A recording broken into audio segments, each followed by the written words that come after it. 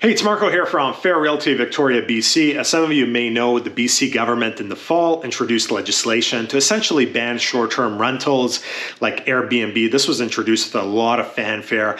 The public basically felt, for the most part, that Airbnb owners, landlords were greedy investors and that condos should be used for living, not for short-term rentals. And a lot of people also hoped, as these owners were forced to either sell or convert from short-term rentals to long-term rentals, that would put downward pressure on long-term rental rates. Well, guess what happened? Rental rates, according to a recent report in Victoria, are up 3.8% on one bedrooms and up 4.1% on two bedrooms. What happened? Wasn't this supposed to lower long-term rents? If anyone gave it any thought back in the fall, there was only 700 some licensed Airbnb units in Victoria. Some owners kept their units, moved back in. Some owners have already sold. Let's say 200 to 300 units went to the long-term rental market. That is the equivalent of one rental tower downtown. That is not going to move the market in itself. But the government just wants to scapegoat one class of people against another class of people. We had the foreign buyers, then we introduced the foreign buyer tax, then we banned foreign buyers. Then we had rich people buying second properties and leaving them vacant, then we introduced the spec tax. Now we have the anti-flipping tax. Now Airbnbs are banned.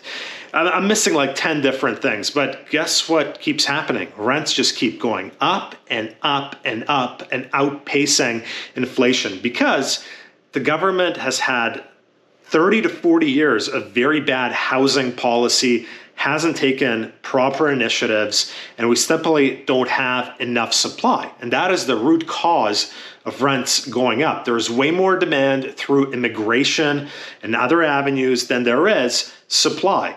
And a lot of people say, you know, the other day someone said, well, have you seen the hundreds of units being built at the corner of Shelburne and Mackenzie here in Victoria? I'm also in real estate and I also show houses on a daily basis. Every week I'm showing houses built in the 70s. Essentially, all of Gordon Head is 70s houses. Like the entire subdivision was built in 5 years. And that's not the only subdivision packed with 70s houses. You have entire subdivisions in Colwood that was also built in the 70s. So somehow in the 70s, 50 years ago, we managed to build entire neighborhoods in a span of 5 years. And today we can barely put up a few buildings on a corner. If you look at the stats, we're building way less than we were building 50 years ago in terms of housing, but obviously the population's way higher, the immigration numbers are way higher. No wonder we have a problem.